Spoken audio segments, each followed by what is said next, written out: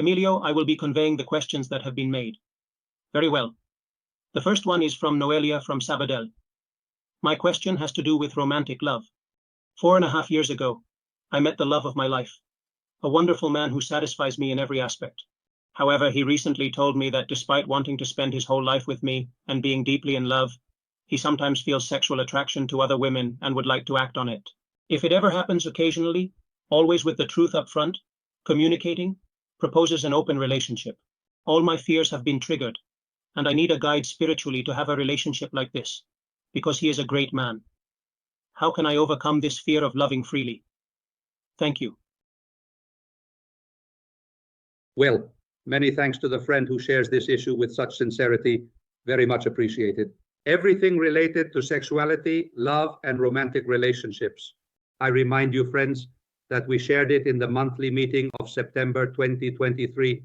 That is the monthly meeting with which we started the 23-20-24 course. And I mean by that, in the material that is available, Kiko also has on his website, you have my 2-hour presentation on this matter, as well as the text that served as my basis on the subject, which is a very extensive text, more than 20 pages. And then you also have the video and the text of the questions that were asked and to which I responded. And all that material is at your disposal. I believe that there you have not only an answer, as I am going to give now, brief and very concise within the framework we are discussing, which is not exactly that of sexuality, because obviously when we talk about the relationship between the wife and the husband, the soul with the spirit, although sexual and sensual expressions are used, we are obviously talking about metaphysical realities and experiences. And when it comes to answering a question like this, it is not the most appropriate context. But the most important thing, friends, is that dogmatized spiritual traditions have indeed truly and completely taken sexuality and relationships out of context. Everything that has to do with the way of living sexuality, as long as it has some basic paradigms and basic principles of respect, etc., we don't have to understand it in a dogmatic way. For example, the Cathars.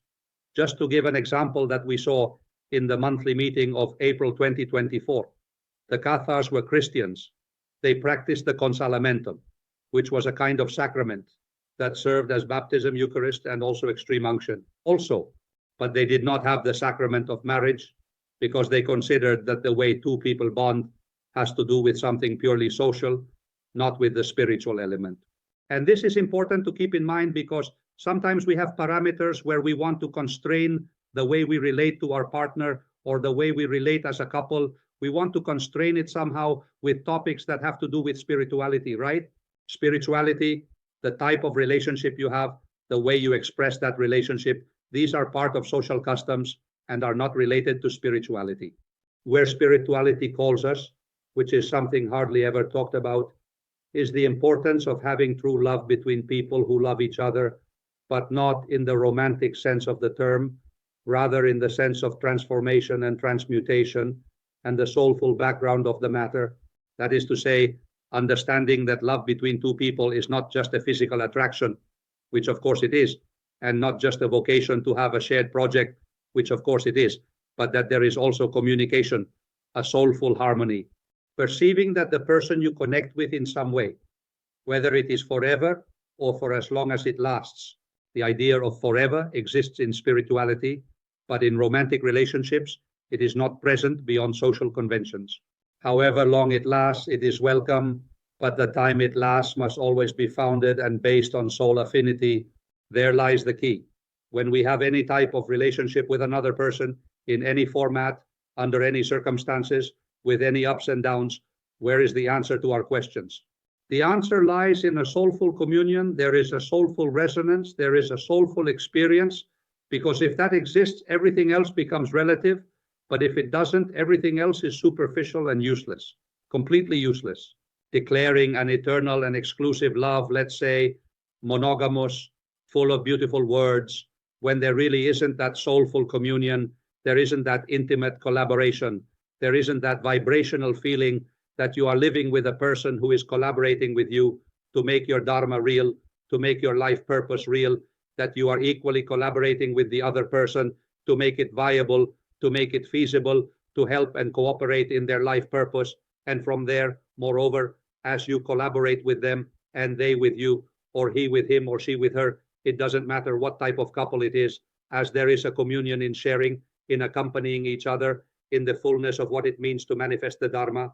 From there also arises the fact that my Dharma and your Dharma are seen as complemented by common projects that if we were each on our own would not come to light, would not take place, and that arise and manifest precisely due to our communication. This, dear friend, is fundamental. What I believe you need to ask yourself, more than superficial matters, if I may say so, about what type of relationship or non-relationship it is precisely what is there in between. What is there?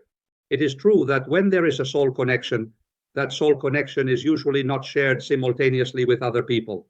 It doesn't mean that by having her with me, she will stay forever, but it's as if by having her with me, there is something that acts as a protective force so that it doesn't happen with other people, because the soul affinity is manifesting with another soul.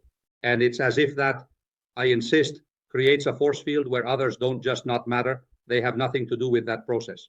This does not mean that my relationship with you is forever, but it does mean that while it lasts, I have a sense of fulfillment with you because we have a soulful resonance, and you have it with me in the stated sense. So ultimately, my humble advice would be to try to prune our minds, which often get in the way, to try to trim our reflections and focus precisely on this.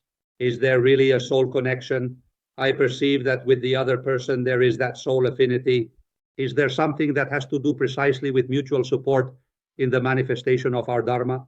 Is there something related to mutual support to make our spiritual progress real? That's where I believe it is. Can we continue, Kiko? Very well, Emilio. A question from Josefina del Cueto. Do you know of any biographies of saints that are real and not of goody saints that confuse us with Buddhist saints? Goody, very good. Goody. Okay. Well, let's see. This is very interesting, Josefina, for the following reason. In my humble opinion, the Catholic religion, the Roman religion, has become very dogmatic, and what concerns the Vatican, the ecclesiastical hierarchy, has strayed from the true and genuine teachings of Christianity. It is my humble understanding. I do not hold the truth, and I do not want to convince anyone of anything, but that is how I perceive it. I consider myself deeply Christian, but I don't have a religious creed. I don't commune, so to speak, with any church. And I perceive that churches in general, and the Roman Church in particular, have strayed quite far from the principles and values of genuine Christianity. However, that does not mean that in the broad present and historical context of the Roman Church, as well as other churches, there have not been exceptional men and women who are worth considering and who, yes, culturally and socially, were considered, in quotes, tied to that particular church, often because they did not know anything else, as perhaps happened to Teresa of Jesus and John of the Cross, who lived in 16th century Castile. In 16th century Castile, what existed, in quotes, was the Roman Church, so to speak. There were no other doors open. And they lived that communion with the Roman Church intensely, but be careful, living it in a genuine way, in a real way, in relation to the fundamental principles. And they did not get into disputes about the rest, although it is true that the official dogmatism was against both of them, because the Inquisition acted against both of them, and because all that indoctrination turned against both of them. But I want to say this, speaking of St. John of the Cross and speaking of Teresa of Jesus, that in dogmatized churches, there have been, in that cultural and spiritual context, exceptional men and women, and that we question the ecclesiastical hierarchy, the Vatican, etc., etc. This does not take away at all, please, from valuing the work, the magnificent contributions of all these people. And these people precisely are the ones we call saints, both men and women. From their biography texts, in quotes, men, and there are some about a specific saint. I have referred to Celano's works, for example, The First Life and the Second Life of Francis of Assisi, which are books available to us, and where they magnificently narrate the life of St. John of the Cross. We have the Book of Life, as it was called, written by Teresa of Jesus herself, where we have Teresa's life perfectly depicted. But look, my advice, because I apply it to myself, is to make use of social networks. At this moment, social media has a lot of information about those great men and women we call saints. And I have no problem sharing with you that my wife Lola and I spend a lot of time beach here, as they say colloquially, which means browsing around on social media, on platforms like YouTube, looking for the lives of saints. When we find a video that has a bit of substance, we delight in it. And in this way, we are discovering not only the traditional saints, but also many other absolutely unknown saints who are providing us with an enormous amount of things through the example of their lives and works. And we are perceiving that this also happens in relation to figures from churches that do not have saints, but have great men and great women who, although in the context of those churches, I am fundamentally referring to the broad scope of Protestantism, do not receive the denomination of saints, but when it comes to delving into their lives, their work, and learning from them, they are truly wonderful.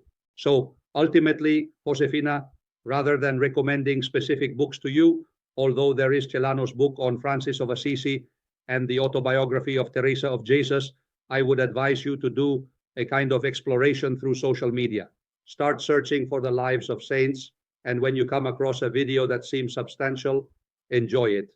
You will see the number of men and women who, despite the dogmatism that the church might have, are embodiments of genuinely authentic spirituality. Can we continue, Kiko? I am Tony from Valencia. Could we make an analogy, perhaps a bit forced, of the beloved with Shakti, the lover with Shiva, and the flame with Kundalini? Thank you very much. Well, yes, dear Tony, it's another way to express it. We might need to go into many nuances that might require a specific workshop, but in a summarized way, it's very well stated. Yes, without any doubt. In all spiritual traditions, in one way or another, they are talking about similar things.